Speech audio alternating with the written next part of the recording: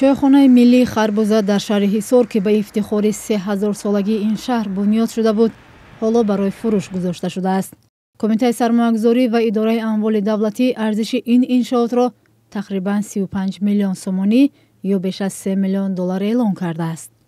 музоядаи чойхона рӯзи 27 сентябр баргузор мешавад.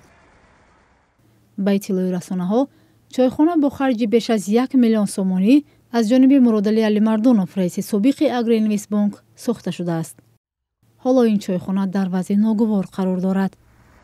коршиносон мегӯянд, як далели номуваффақияти иншооти ҷашнӣ дар Тоҷикистон ин аст, ки масъулин ҳангоми бунёд даромаднокии онҳоро ба назар намегиранд.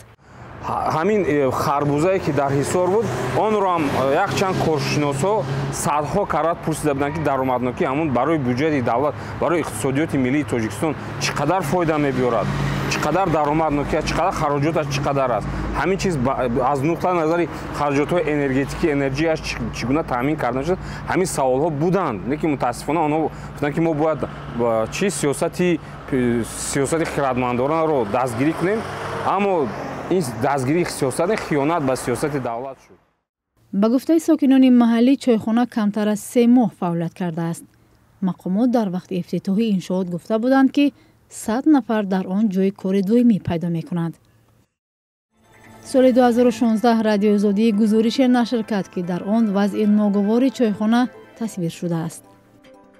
бинои чойхона таъмирталаб шуда, бомаш мечакид ва фаъолият намекард. шаҳрдори вақти Ҳисор Шарифҷон Ҷумазода соли 2020 ваъда дода буд, ки чойхонаи Харбузаро ба маркази бузурги омода намудани оши палави тоҷикӣ табдил медиҳанд. аммо ин нақша низ ноком монд.